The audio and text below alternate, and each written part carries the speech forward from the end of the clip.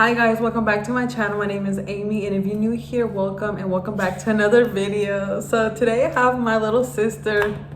Hey. I have my little sister Yasmin. She's a little shy. I just did a shrimp boil, so if you guys want to know the recipe, go ahead and check out my last video. We're just talking, we're chit-chatting. So let's get started. Don't forget to like, comment, and subscribe. My Instagram is YSJ. I don't even know my Instagram. I don't like to do mukbangs because I have braces, but so if y'all see something, y'all mind your business. I just wrote down some questions for us to talk about, and the first question is, what's an embarrassing childhood memory? You go first. So, I think I was probably 5, 6, or 7. Was you 5, 6, or 7? I think I was 7. I'm pretty sure I was 7, and we were it was my sister, my brother, my cousins, and everybody that lived where we lived in the neighborhood. And we saw a bird nest all the way on the top of the tree. So I decided to climb it and go save the bird. I remember this. And then out of nowhere, I just fall.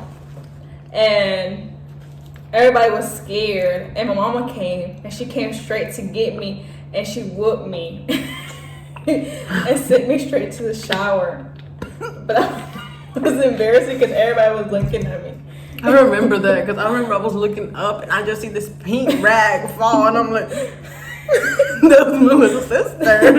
My mom was mad. The most embarrassing childhood memory I have is, I was at the store with my aunt, and my aunt is one of those people that just be putting stuff in the cart, and then at the end when it's time to check out, they'd be taking stuff out. So she was taking forever, and I was like, hey, I need to use the bathroom, and then she was like, hold on, and I was like, I gotta go now. And I thought that store didn't have a bathroom, so I was like, come on, let's go to Food Lion, they have a bathroom. And she's like, hold on. I was like, come on girl, I gotta go. So by the time we get to Food Lion, I already done pooped my pants. And she got mad. She was like, why would you put your pants? I was like, I told you. So then she went back to Big Lots and she bought me an underwear. She didn't buy me no pants or shorts. I was like, how am I gonna get out? She was like, it's your fault, you're gonna have to walk out of Food Lion like this. Leaving the bathroom and my shirt was all the way down, and I was crying. I was like, I will never forget that. I'll never forgive her for that. Okay, so next question is, do you want any plastic surgery?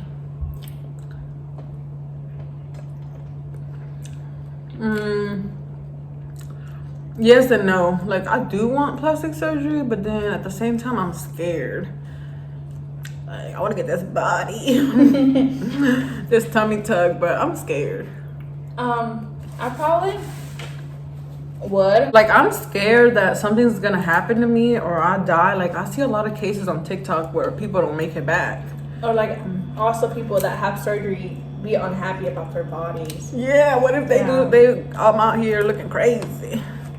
Like, that's what I'm afraid of. Like, and then I'm scared of needles, and I don't want to see none of that stuff coming out of my body. Like, I'm so scared. So next question, how do you deal with toxic family, or how do you cut toxic people off? I just cut them off. When I became an adult, I just cut them off. I don't got time to deal with you. I feel like cutting toxic people is easy for me. And that's one thing I like about our generation, is that we don't take nothing. We don't deal with anything we don't want to deal with. Topic is growing up in a Hispanic household. So if you don't know, we're Mexican. I can't stand when people come up to me and they're like, you don't look Mexican. Like, what am I supposed to look like? I didn't know Mexicans look a certain way. Like, growing up, that's all I heard was, oh, you look too dark to be Mexican. Like, okay. Like, I used to cry. I remember when like, they just be saying stuff. Like, I ain't gonna lie, that would hurt me. Like, I would be crying. Like, I feel like you have to break cycles. But actually growing up in a Hispanic household is really fun. And I had a good childhood. Like, we're from, the parties, the dance, the traditions. That stuff was fun. That was my favorite part. My mom's cooking. Right. Sometimes I want to go back so I don't have to cook. And I feel like a lot of Hispanics were raised surviving and not loving, because we didn't grow up with showing affection. Like, if we say I love you to each other, that's freaking weird. Since I'm the oldest one with my mom and dad, I'm the one that had to be translating. I was thinking there's all translating government papers. Like, at this point, like, let me play outside. I just want to play outside. They're talking about le me este papel. Like, I don't know what it says. Since like she was the oldest, like she experienced something else. Like she had to like. Yeah, since I'm the oldest, I experienced different things than her because she's the youngest. So like, I was over here having to, you know, like I feel like I had like I was my parents' assistant or something. I would be rich but all the time to ask you. Yeah. But yeah, it was fun. We had a good memory. Yeah. And then our parents are from like La Costa de Guerrero, and I feel like their accent like stuck to us, even though we were not born in Mexico. Their accent was stuck to us. Yeah. So a lot of people. So I feel like we have a southern accent already. The accent from where my parents is from. Growing up, I was told that I was trying to speak black. Like, what? I've always spoken like this. Like, I don't know if it's a whole mixture of all my accents, but I didn't know that there was such a thing called speaking black. Like, that don't make no sense. Like, that's my accent. Right. Like, I can't help it. That's how I talk. Right. Now you trying to be black. Who said Ooh. Huh? Who said that? People at school, and then no me acuerdo quién me dijo. Go on. Why are you worried about how I speak? Next question is your high school experience. You go first. Okay, so my freshman year was really, really fun. I had like a lot of friends, stuff. And then my sophomore year, I just like distanced myself from everybody because like I was just going through a lot of stuff. I also Didn't you have? Wasn't there like COVID during your high school? And I also ended up cussing the principal out. If you see this, I'm sorry. I really didn't have a high school experience. A high school experience. Freshman year, I was always trying to look cute. Who the hell was I trying to look cute for? Because I would wake up at 5 o'clock in the morning to straighten my hair, do my makeup. I thought I was cute. Putting a bunch of mascara. And then... Oh yeah, I remember we used to put the black liner under your eye. Like, baby, who hurt you? And then I had like the straight bangs and the puffy hair. My freshman year was fun. Like, I didn't care, you know. My sophomore year, like, I started caring a little bit. I was smart in math, and I was making money. I was over here doing people's projects at home. I was making money. Like, I was not playing. Senior year, I was just ready to graduate. Like, I didn't have time. I was ready to get out. I was a mom. I was ready. My advice is like, just do what you gotta do. Keep going. Like, finish your school, get your diploma.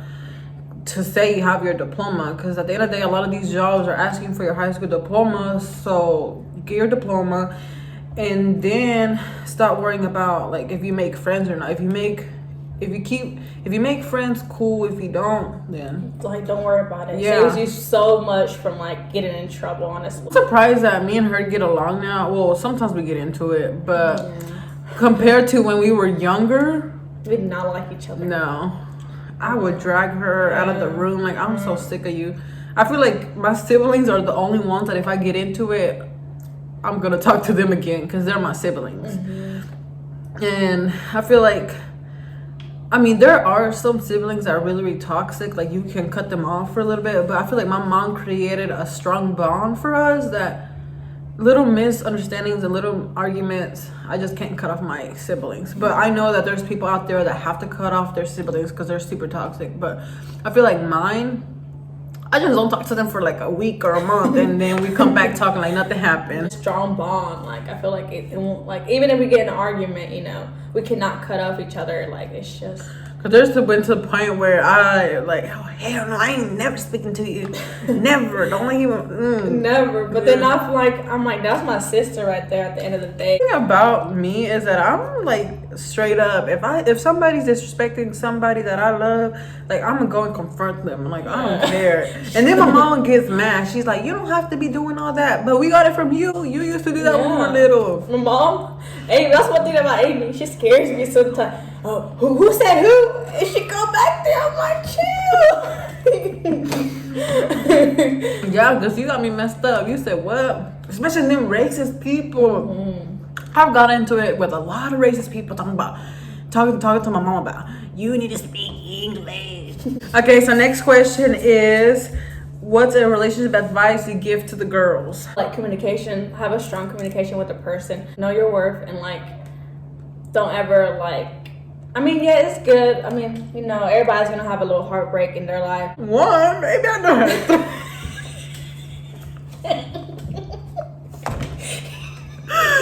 What? I feel like now that I'm older, like, know your worth, and if you're gonna be in a relationship, don't stop doing the things you used to do before you got in a relationship. Like, if you used to go to the gym, go to the gym. If you used to go get your lashes done, keep getting your lashes done. If you're with somebody that makes you feel like not yourself, then you need to let them go. Because a partner is supposed to help you feel better about yourself and help you build up. Like, I feel like, And motivate you too. yeah, I motivate you. So, because there's some guys out here that be like, oh, you don't need them lashes after they get you. Oh, you don't need them nails. But you thought I was cute with the lashes and the nails when you was trying to get me, and now what happened? At the end of the day, if they're not motivating you, you need to let them go. An insecure man is not it. There's 9 billion people in this world. You worry about that man that don't care about you. You better keep it going. I don't like to give relationship advice, but if I went through something already and I learned my little lesson, then I'm going to give it. Because I really don't like to give my 2 cents on relationships, because everybody does relationships different.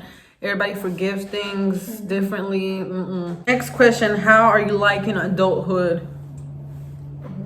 I want to go back to 13. I feel like once you turn 18, life goes on by quick. Like, I felt like I was 18 like just like a few months ago. Now I'm like 19. I'm about to be 20.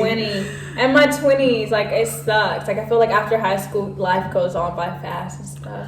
Yeah, like, life out here is busy. Adulthood is busy. Like, people taking care of the kids, people are working, people are doing this, doing that. Like, time goes by fast. And then by the time you see it, like, oh my God, rent is already due again. I feel like I just paid it last week. Right. These bills, stuff is going up. Like, I miss when my mom would tell me just to clean my little room. I gotta clean the whole thing. Going to college and stuff, I feel like it's stressful at the same time. Having a job is stressful. How do you feel about people saying that we look alike? Do we look alike? I don't think we can. My whole high school experience, I mean, every time I was in high school, everybody would tell me, hey, Amy, you look like Amy. You're Amy's little twin. I'm like, I don't think we look alike. And they would call me Amy and stuff. But I feel like we do I look like her a lot. Do you want any kids? I feel like I do want kids, probably like 2 or 4, but I have had Baby, you always with these numbers. You talking about 2, 3, 4, 2 or 4. Okay, I'm just gonna say 1, because what if I could give birth to 1 kid, baby? I'm gonna be done with the kids. I feel like ever since I became my aunt, I feel like I'm like, oh, I don't think I want kids. I love my nephew and nieces, but they be like seeing me as like I'm with like a friend, because I'm like close to their age and stuff, so they're like seeing me as a friend. They don't even call me auntie. It's always they don't call you auntie. Do you want more kids?